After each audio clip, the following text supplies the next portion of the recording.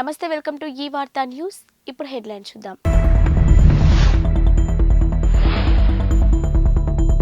రాష్ట్రంలో జగనన్నను మళ్లీ సీఎం చేసుకునేందుకు ప్రజలు సిద్ధం.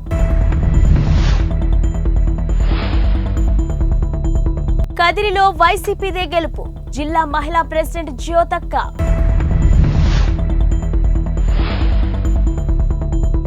8 మంది బీసీలను మంత్రులుగా చేసిన ఘనత చంద్రబాబుదే. ఇంటింటికి జగనన్న సీనన్న ఎన్నికల ప్రచారంలో భాగంగా బ్రహ్మరథం పట్టిన నియోజకవర్గ ప్రజలు. ఇక ప్రతిపక్షాల మాయా మాటలు నమ్మొద్దు, మేము సైతం సిద్ధం. ఎన్నికల ప్రచారంలో మహిళలు జోరందుకున్న ఎన్నికల ప్రచారం. రెడ్డి నగర్ ఆంజనేయ స్వామి గుడిలో పార్టీ నేతలతో కలిసి ప్రత్యేక పూజలు నిర్వహించారు. నర్సారావుపేట నియోజకవర్గంలోని ఎన్నికల ప్రచారాన్ని ప్రారంభించిన నర్సారావుపేట గౌరవ శాసనసభ్యులు డాక్టర్ గోపిరెడ్డి శ్రీనివాసరెడ్డి. నర్సారావుపేట నియోజకవర్గం పరిశీలకులు షేక్ గులాం రసూల్. ఈ సందర్భంగా నర్సారావుపేట శాసనసభ్యులు డాక్టర్ గోపిరెడ్డి శ్రీనివాసరెడ్డి, నర్సారావుపేట నియోజకవర్గం పరిశీలకులు షేక్ గులాం రసూల్ మాట్లాడుతూ రాష్ట్ర ప్రభుత్వం ఈ 4.5 ఏళ్లలో చేసిన అభివృద్ధి సంక్షేమ పథకాలను ప్రజలకు వివరించి ఓట్లు అడుగుతున్నామని అన్నారు. ఈ ఎన్నికల్లో అత్యధిక మెజార్టీతో విజయం సాధించడం ఖాయమని ఆయన ధీమా వ్యక్తం చేశారు. అన్ని వర్గాల ప్రజల అభ్యున్నతికి తోడ్పడే విధంగా మేనిఫెస్టో ఉందని, వైఎస్ఆర్ కాంగ్రెస్ పార్టీ విజయం సాధిస్తుందని అన్నారు. ఎన్నికల శంఖారావాన్ని మోగిస్తూ ఈరోజు మొట్టమొదటిసారిగా 3వ డివిజన్ నుంచి ఈరోజు ప్రచారంలో భాగంగా ఈరోజు చూస్తూ ఉంటే తెలుగుదేశం పార్టీ వాళ్ళు నరసరావుపేట సీటుని ఎందుకు ఇవ్వట్లేదనేది ఈరోజు ప్రజల్లోకి వెళ్ళి చూస్తూ ఉంటే నిజంగా నేనైతే గుంటూరు పరిశీలకులుగా వచ్చినప్పుడు నేను ఇక్కడేదో అసలు ఇక్కడ పార్టీ ఎందుకని స్ట్రాంగ్గా ఉందా లేదా అనేది చూడటానికి వస్తే ఏ గడపకి వెళ్ళినా కూడా ఈరోజు 99% ప్రజలు ఈరోజు ఎంతో హర్షాలు చేస్తూ మహిళలు కూడా స్వచ్ఛందంగా బయటకు వచ్చి ఈరోజు గోపిరెడ్డి శ్రీనివాసరెడ్డి గారిని, డాక్టర్ గారిని ఎట్టి పరిస్థితుల్లో కూడా మళ్ళీ ఎన్నికలు ఎప్పుడు వస్తాయి, ఎప్పుడు వాళ్ళకి మళ్ళీ మనం విజయం చేకూర్చే విధంగా కూడా ముందుకు సాగాలని చెప్పని పెద్ద ఎత్తున బ్రహ్మరథం పట్టడమే కాకుండా మహిళలు కూడా స్వచ్ఛందంగా అపార్ట్మెంట్స్లో నుంచి వాటి నుంచి వచ్చి వాళ్ళ యొక్క హారతులు చూస్తూ ఉంటే నిజంగా తెలుగుదేశం పార్టీ ఇక్కడ అభ్యర్థిని పెట్టడానికి కూడా వాళ్ళ వెన్నులో ఎందుకు వణుకు పుడుతుందా అనే విషయం కూడా చాలా స్పష్టంగా అర్థమైంది. నరసరావుపేట నియోజకవర్గంలో ఈరోజు ఎన్నికల ప్రచారం పట్టణంలో 23వ వార్డులో ప్రారంభించుకోవడం జరిగింది. ఈ కార్యక్రమంలో భారీ సంఖ్యలో వైఎస్ఆర్ కాంగ్రెస్ పార్టీ నాయకులు, కార్యకర్తలు, ప్రజాప్రతినిధులు, అట్లానే మా పరిశీలకులు రసూల్ గారు, అట్లానే ఎక్స్ కౌన్సిలర్ కోటిరెడ్డి గారి ఆధ్వర్యంలో ఈరోజు ఈ కార్యక్రమం బ్రహ్మాండంగా జరగటం చాలా సంతోషంగా ఉంది. ప్రతి ఇంటికి వెళుతున్నాం, ప్రతి గడపకి కూడా వెళుతున్నాం. ప్రజలు జగన్మోహన్ రెడ్డి గారు చేసిన మంచి పనులు, ఈరోజు సంక్షేమ పథకాలు అందరికీ కూడా చేరటం, కులాలకు అతీతంగా, పార్టీలకు అతీతంగా, మతాలకు అతీతంగా ఈరోజు ప్రతి ఒక్కరికి కూడా పథకాలు అందజేయటం చాలా గొప్ప విషయం. ప్రజలందరూ కూడా హర్షిస్తున్నారు. మళ్ళీ ఎప్పుడు ఎన్నికలు వస్తాయా, జగన్మోహన్ రెడ్డి గారిని ఎప్పుడు గెలిపించుకుందామా, మళ్ళీ ముఖ్యమంత్రిని చేసుకోంటేనే మాకు ఈ పథకాలన్నీ వస్తాయని చెప్పే భావనతో ప్రజలందరూ కూడా ఉండటం చాలా సంతోషకరమైన విషయం. ఈరోజు ఇప్పుడే చూసాం ఎక్స్ కౌన్సిలర్ ఇంతకుముందు, మరి ఈరోజు జగన్మోహన్ రెడ్డి గారు చేస్తున్న మంచి పనులు, సంక్షేమ పథకాలు ప్రతి కుటుంబానికి చేరుతున్నాయి. వాలంటీర్ వ్యవస్థ అద్భుతంగా ఉంది. వాలంటీర్లు ఈరోజు బ్రహ్మాండంగా పనిచేస్తూ ఉన్నారు. వాళ్ళు ప్రతి గడపకి వచ్చి పెన్షన్లు ఇవ్వటమే కాకుండా ప్రభుత్వ పథకాలని కూడా అందించే కార్యక్రమం చేస్తున్నాం. నిన్న మరి జనసేన తెలుగుదేశం పార్టీ కలయిక చూసాం. ఈ వార్త న్యూస్ నెంబర్ 1. కదిరి నియోజకవర్గంలోని వైఎస్ఆర్ కాంగ్రెస్ పార్టీని అత్యధిక మెజార్టీతో గెలిపించడంతో పాటు ముచ్చటగా 3వసారి జెండా ఎగరవేస్తామని ఆ పార్టీ జిల్లా మహిళా అధ్యక్షురాలు అరుణ అలియాస్ జ్యోతక్క పేర్కొన్నారు. కదిరి వైఎస్ఆర్ కాంగ్రెస్ పార్టీ ఎమ్మెల్యే అభ్యర్థి బిఎస్ మక్బూల్ను మర్యాదపూర్వకంగా కలిశారు. కదిరి మున్సిపల్ పరిధిలోని కస్తూర్బాయి వీధికి చెందిన 30 కుటుంబాలు వైఎస్ఆర్ కాంగ్రెస్ పార్టీలో చేరగా వారిని జ్యోతక్క, బిఎస్ మక్బూల్ కండువా కప్పి పార్టీలోకి ఆహ్వానించారు. ఈ సందర్భంగా వారు మాట్లాడుతూ కదిరి నియోజకవర్గంలోని సౌమ్యుడు, మంచి మనసున్న వ్యక్తిని ముఖ్యమంత్రి వైఎస్ జగన్మోహన్ రెడ్డి అభ్యర్థిగా ప్రకటించడం కదిరి ప్రజల అదృష్టంగా భావిస్తున్నామన్నారు. మక్బూల్ లాంటి వ్యక్తి అసెంబ్లీలో అడుగు పెడితే సామాన్యులకి ఎల్లవేళలా అండగా నిలబడతానన్నారు.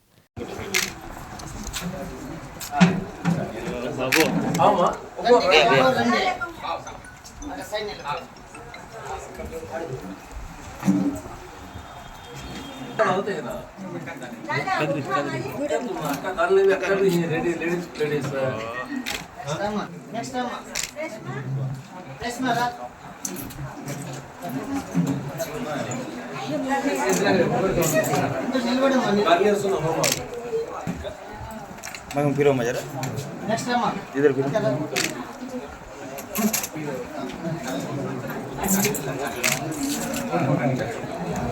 इधर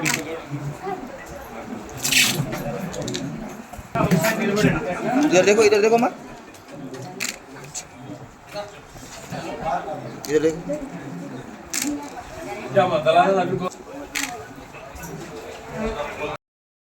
ఎమ్మెల్యే క్యాండిడేట్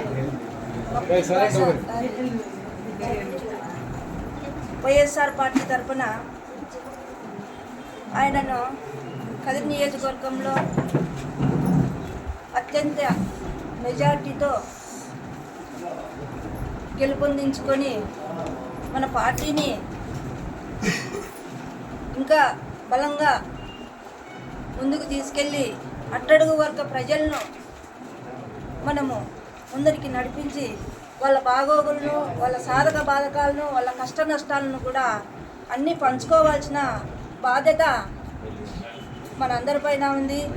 ముఖ్యంగా ఇప్పుడు ముందుకు వచ్చినటువంటి క్యాండిడేట్ అబ్దుల్ బాషా అన్న పైన ఈ బాధ్యత ఎక్కువ ఉంటుందని చెప్పేసి నియోజకవర్గం పైన ఈ ప్రజలకందరికీ కూడా న్యాయం చేస్తాడని చెప్పేసి ప్రజల పక్షాన్ని నిలబడి ప్రజలు అత్యధికంగా మెజార్టీ సంపాదించుకొని మెజార్టీతో గెలుపొంది మన నియోజకవర్గానికి ఎమ్మెల్యేగా, నూతన ఎమ్మెల్యేగా రాగలుగుతాడని చెప్పేసి నేను బలంగా నమ్ముతున్నాను. గుంటూరు జిల్లాలోని తెదేపా కార్యాలయంలో గురువారం నాడు జైహో బీసీ కార్యక్రమాన్ని నిర్వహించారు. ఈ కార్యక్రమంలో తాడికొండ తెలుగుదేశం పార్టీ ఎమ్మెల్యే అభ్యర్థి తెనాలి శ్రవణ్ కుమార్ మాట్లాడుతూ 8 మంది బీసీలను మంత్రులుగా చేసిన ఘనత చంద్రబాబుదే అని కొనియాడారు. వైకాపా పార్టీ వెనుకబడిన వర్గాలను అమానవీయంగా హత్య చేశారని ధ్వజమాడారు.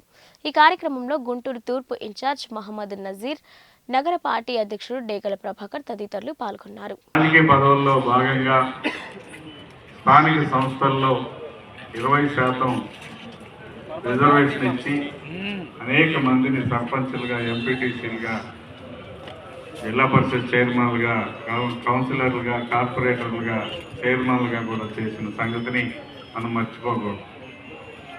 ఆ తర్వాత అదే వరవాడిని చంద్రబాబు నాయుడు గారు కొనసాగించి సమాజంలో సగభాగం ఉన్న బీసీలు, 50% పైగా ఉన్న బీసీలని అన్ని రంగాల్లో అభివృద్ధి తీసుకురావాలనే ఉద్దేశంతో 33.4 దాదాపు 34% రిజర్వేషన్లు పెంచి అనేక రంగాల్లో ముందుకు తీసుకొచ్చారు.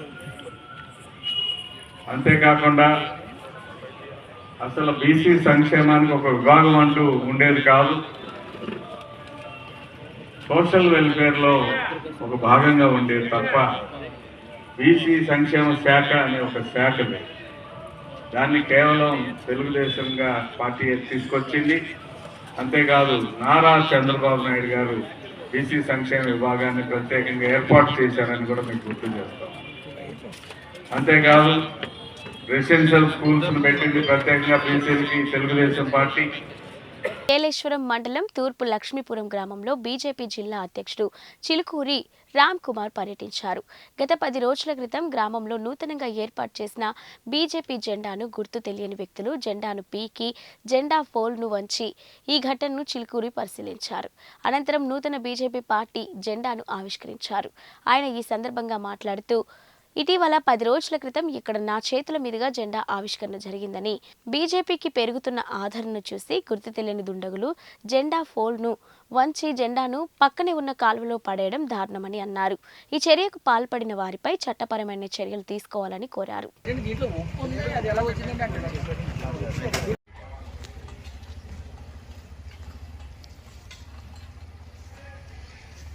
जय बीजेपी, जय बीजेपी, भारत माता की, भारत माता की, भारत माता की, जय चिलकुरे, जय चिलकुरे, जय चिलकुरे, जय चिलकुरे, जय चिलकुरे, जय चिलकुरे, जय बीजेपी, जय बीजेपी, जय बीजेपी, जय बीजेपी, भारत.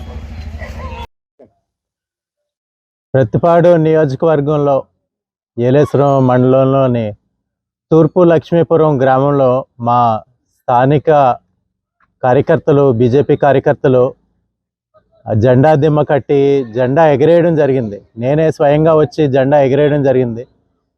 దాన్ని ఇక్కడ సంఘ వ్యతిరేక శక్తులు జెండాని లాగేసి ఆ దిమ్మని కూడా డిస్టర్బ్ చేసి పాడు చేయడం జరిగింది. ఆధారాలు లేవు గనక మేము ఏ పార్టీ వారు చేశారని ఆరోపణ చేయట్లేదు, కానీ ఈ ప్రభుత్వం యొక్క వైఫల్యం కూడా కనిపిస్తూ ఉంది. మేము పోలీస్ స్టేషన్లో కంప్లైంట్ ఇచ్చాము, కానిస్టేబుల్ గారిని పంపడం జరిగింది, వారు ఇన్వెస్టిగేట్ చేస్తారు. ఇంతకుముందు కూడా పరిమితడక గ్రామంలో, దగ్గరలో ఉన్న పరిమితడక గ్రామంలో కూడా మేము కట్టిన జెండా దిమ్మకి ఈ వైసీపీ వాళ్ళు జెండా కూడా కట్టడం జరిగింది. అది మా స్థానిక కార్యకర్తలు గమనించి వెంటనే ఆ జెండాని తొలగించేయడం జరిగింది. మరి దానికి ప్రతిచర్యగా ఇది చేశారా లేదా వేరే వ్యక్తులు, వేరే పార్టీ వాళ్ళు చేశారా అని పోలీసు డిపార్ట్మెంట్ వాళ్ళు ఇన్వెస్టిగేట్ చేసి తేల్చాల్సిన అవసరం ఉంది. భారతీయ జనతా పార్టీ ప్రతిపాడు నియోజకవర్గంలో రోజు రోజుకి బలోపేతం అవుతూ ఉంది. వికసిత్ భారత్ యాత్రలో భాగంగా కేంద్ర ప్రభుత్వ పథకాలు ఏవైతే ఉన్నాయో అవన్నీ కూడా ఇక్కడ ప్రజలకి ఊరూరా వివరించడం జరిగింది. మంచి అవగాహన కల్పించడం జరిగింది. కేంద్రం ఇచ్చే నిధులు ఏ స్కీమ్కైనా కానీ 60-90% వరకు కేంద్ర ప్రభుత్వ నిధులే ఈ పథకాల్లో. కానీ నియోజకవర్గం రౌతులపూడి మండలంలో ప్రత్తిపాడు నియోజకవర్గ ఇన్ఛార్జ్ వరపుల సుబ్బారావు గారు మరియు కాకినాడ పార్లమెంట్ అభ్యర్థి శ్రీ చలమల శెట్టి సునీల్ గారు రౌతులపూడి గ్రామంలో గడప గడపకు మన ప్రభుత్వం కార్యక్రమంలో భాగంగా ఇంటింటికి పర్యటించి వచ్చే ఎన్నికల్లో ఫ్యాన్ గుర్తుపై ఓటు వేయవలసిందిగా అభ్యర్థిస్తూ గ్రామమంతా కలియ తిరిగి ఉన్నారు. ఏ విధికి వెళ్లినా సునీల్ గారికి జేజేలు పలుకుతూ ఎంతో ఆప్యాయంగా ప్రజలందరూ పలకరిస్తూ భారీ ఎత్తున మహిళలు హారతులిచ్చి ఆశీర్వదించారు. ఇక ఈ కార్యక్రమంలో రాష్ట్ర యువ నాయకులు వాసిరెడ్డి జమీల్ మరియు వాసిరెడ్డి భాస్కర్ బాబు తదితరులు పాల్గొన్నారు.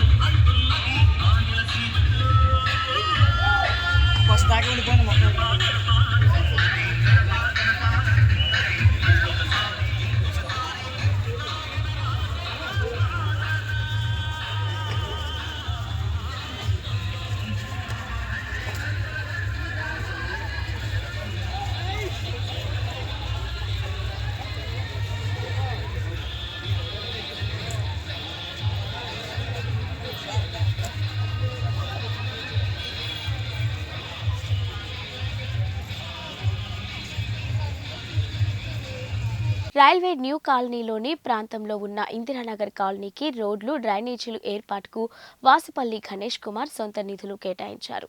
ప్రజా దర్బార్లో అక్కడి స్థానికులు పలుమార్లు అందించిన వినతి మేరకు ఈ అభివృద్ధి పనులకు శ్రీకారం చుట్టడం జరిగిందని ఎమ్మెల్యే వాసుపల్లి గణేష్ కుమార్ వెల్లడించారు. ఇక బుధవారం ఉదయం ఆధ్వర్యంలో జరిగిన శంకుస్థాపనకు ఆయన ముఖ్య అతిథిగా హాజరై కొబ్బరికాయ కొట్టి శంకుస్థాపన చేశారు. ఈ సందర్భంగా వాసుపల్లి గణేష్ కుమార్ మాట్లాడుతూ ఇక్కడి మురికివాడ ప్రాంతంలో ఉన్న పేదలు కష్టాలు తెలిసిన నేతగా తన వంతు రోడ్లు, డ్రైనేజ్ ఏర్పాటు చేస్తున్నానని అన్నారు. గతంలో పెద్దలు విజయసాయిరెడ్డి నేతృత్వంలోని ఈ కాలనీ అభివృద్ధికి నాంది పలికిందన్నారు. ఇక కాలనీ వాసులు అభ్యర్థన మేరకు ఇంటి పనులు కాని 1+3 భవన నిర్మాణాలు చేసి డబుల్ బెడ్రూమ్ ఫ్లాట్లు అందించడానికి సిద్ధంగా ఉన్నామన్నారు. వాసుపల్లి గారి నాయకత్వం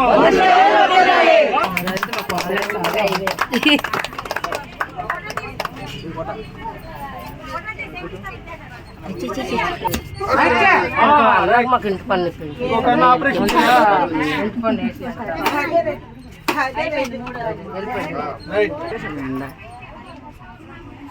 బయట తీసుకున్న వాయిస్ ఇక్కడ తీసుకుంటా ఫోటో తీసుకుంటా బయట తీసుకున్నా. పొట్టి శ్రీరాములు నెల్లూరు జిల్లా ఆత్మకూరు పట్టణంలోని HP పెట్రోల్ బంక్ పక్కన దంత వైద్యశాలను senior civil surgeon doctor Avinash ప్రారంభించారు. ఈ కార్యక్రమానికి పట్టణంలో అభిరామ్ హాస్పిటల్ అధినేత డాక్టర్ శ్రావణ్ కుమార్, వెంకటేశ్వర ప్రజా వైద్యశాల వైద్యులు డాక్టర్ ప్రవీణ్ కుమార్, ఆత్మకూరు సిఐ వేణు ముఖ్య అతిథులుగా హాజరయ్యారు. ఈ సందర్భంగా వైద్యులు అవినాష్ మాట్లాడుతూ అత్యాధునిక పరికరాలతో వైద్య సేవలు అందిస్తామని, ఆత్మకూరు చుట్టుపక్కల ప్రాంత ప్రజలు ఈ అవకాశాన్ని సద్వినియోగం చేసుకోవాలని కోరారు.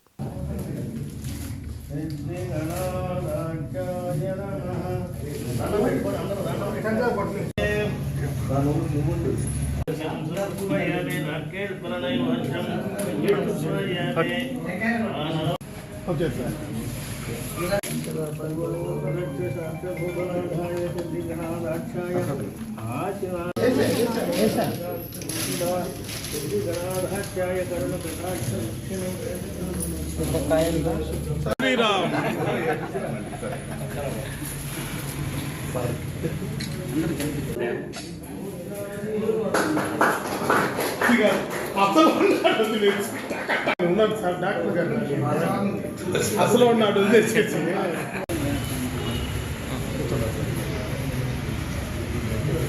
ఇప్పుడు డెలివరీ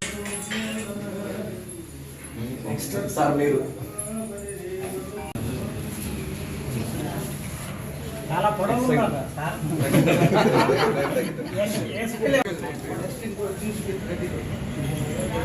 ఆయన అందరూ అంతే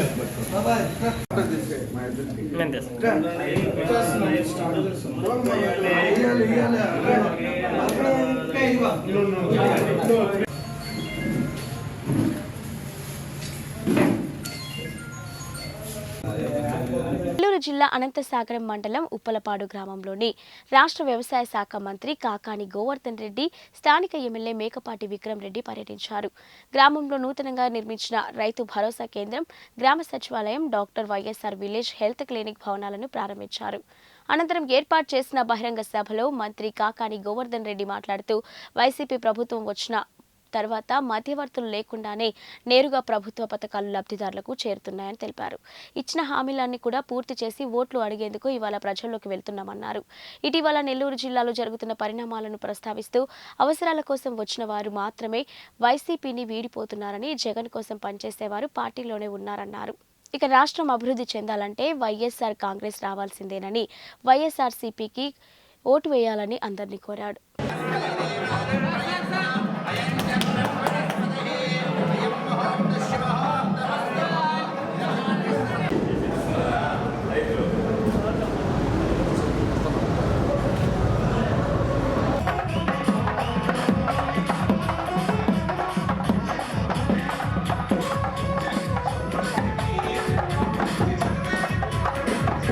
అందరూ చూసుకున్నారు. ప్రైవేట్ హాస్పిటల్ ఒక టెస్ట్ చేయాలన్నా కానీ ఒక 5,000 నుంచి 10,000 రూపాయలు అవుతాయి.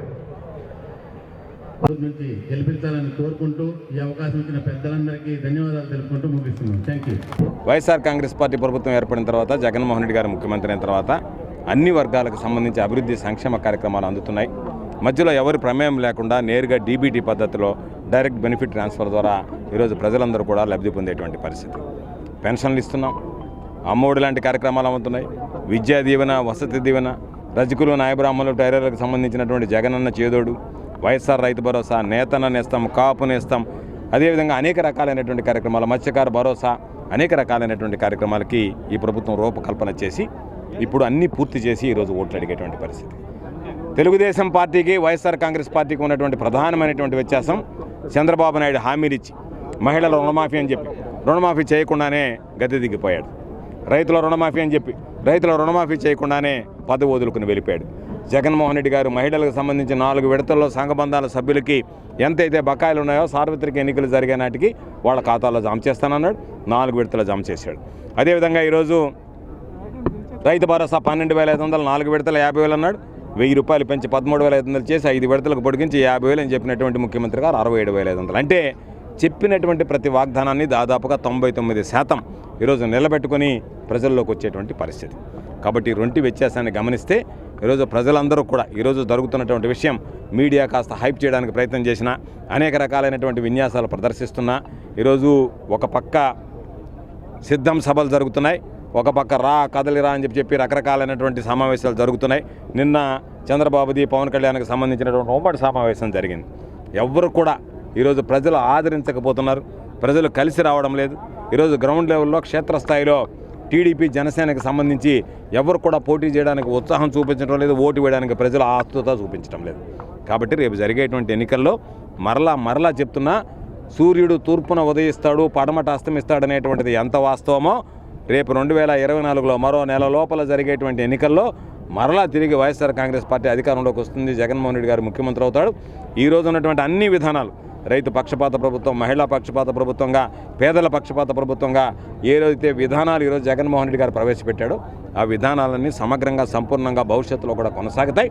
కాబట్టి తప్పనిసరిగా వైఎస్ఆర్ కాంగ్రెస్ పార్టీకి ఆశీస్సులు అందించడానికి ప్రజలందరూ సిద్ధంగా ఉన్నారని చెప్పి సందర్భంగా తెలియజేస్తూ మమ్మల్ని ఈ కార్యక్రమానికి ఆహ్వానించినందుకు ఈరోజు సోదరుడు స్థానిక శాసనసభ్యుడు విక్రమరెడ్డి గారు ఈరోజు ప్రజల్లోకి వెళ్ళి ప్రజల సమస్యలు తెలుసుకుంటూ అతి కొద్ది కాలంలోనే ఈరోజు ప్రజల దగ్గర బ్రహ్మాండమైనటువంటి ఎమ్మెల్యేగా పేరు ప్రఖ్యాతులు తెచ్చుకున్నాడు. తెలంగాణ ప్రాంతంలో మావోయిస్టు కార్యకలాపాలు లేవని, రానున్న ఎన్నికల్లో ఎలాంటి అవాంఛనీయ సంఘటనలు జరగకుండా చర్యలు తీసుకుంటున్నట్లు రామగుండం పోలీస్ కమిషనర్ శ్రీనివాస్ అన్నారు.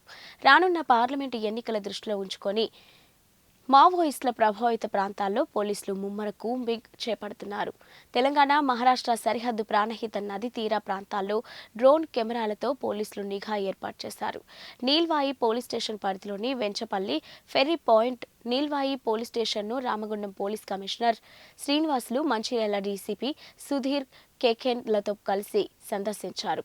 ఇంకా మావోయిస్టు ప్రభావిత ప్రాంతాల్లో ఎలాంటి అవాంఛనీయ సంఘటనలు జరగకుండా సరిహద్దు ప్రాంతాల్లో ముమ్మర తనిఖీలు చేపడుతున్నారు. ప్రజలు ఒక సురక్షితమైన, ప్రశాంతమైన వాతావరణంలో, స్వేచ్ఛాయుత వాతావరణంలో ఓటు వినియోగించుకునేలా చర్యలు చేపడుతున్నట్లు సిపి తెలిపారు.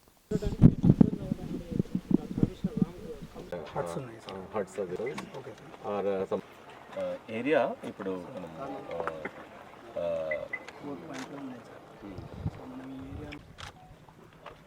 సో అన్ని చెక్ కరెక్ట్ ఉన్నాయి. Okay sir. మోటార్స్ ఏమేమి చెక్ చేస్తారు? మోటార్స్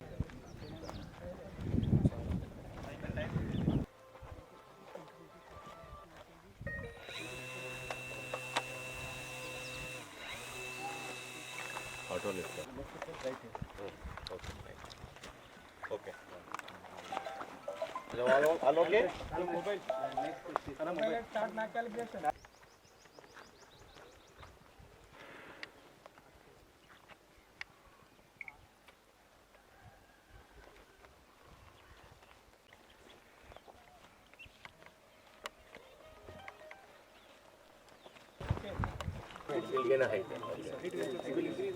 సపోజ్ ఇది ఇలా ఈ వాటర్ ఉంది కదా, సపోజ్ ఇఫ్ ఎనీ అదే అంతే స్టెబిలైజ్ చేస్తాం. మన కెమెరా ఎటు వెళ్తుందో సో ఇది వాటర్లో చూస్తాం సార్. కెమెరా ఎక్కడంటే అక్కడ చూడాలి. ఇక్కడ దీనికి తీసుకురావాలంటే అలా డబుల్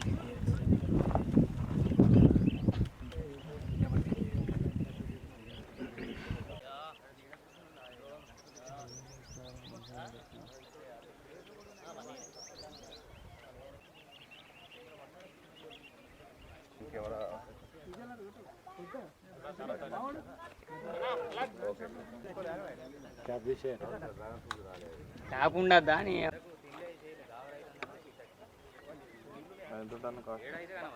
మీకు అందరికి ఈత వచ్చా?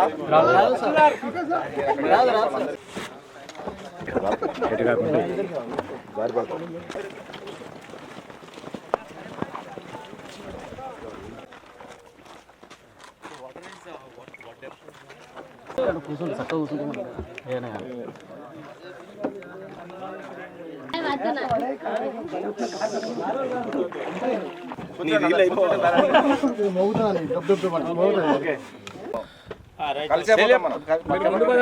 మేము వచ్చింది మీకోసం అన్న, మీరు ఎట్లా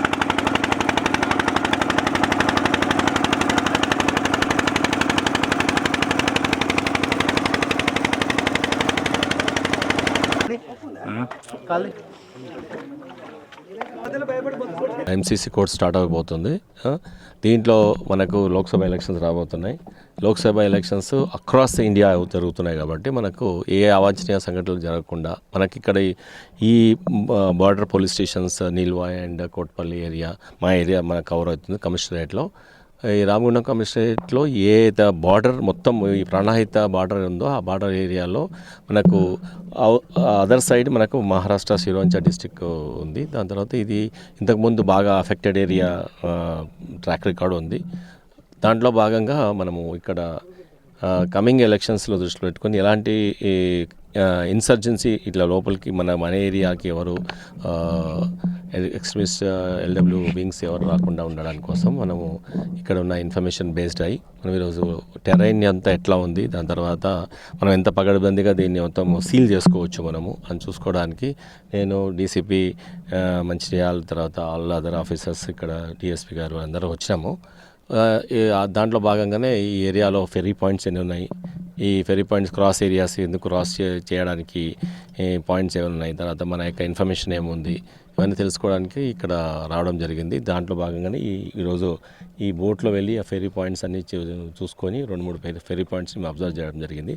దాంట్లో భాగంగా మేము ఇక్కడ డ్రోన్ని కూడా ఆపరేట్ చేసాం పైన. ఎప్పుడు మనం ఫెర్రీ పాయింట్లు వాడుకోలేము, ఎందుకంటే ఇట్స్ ఫెర్రీ పాయింట్లో మనం ఫోర్స్ మూమెంట్ అనేది కష్టంగా ఉంటుంది. సో డ్రోన్ ఆపరేషన్ ఈరోజు కూడా స్టార్ట్ అయింది. డ్రోన్ ఆపరేషన్లో భాగంగా మనకు తర్వాత ట్రాకింగ్ దాని ఇది ఇప్పటి వరకు ఉన్న బులెటిన్ అప్డేట్స్. మరిన్ని అప్డేట్స్తో మళ్ళీ కలుద్దాం.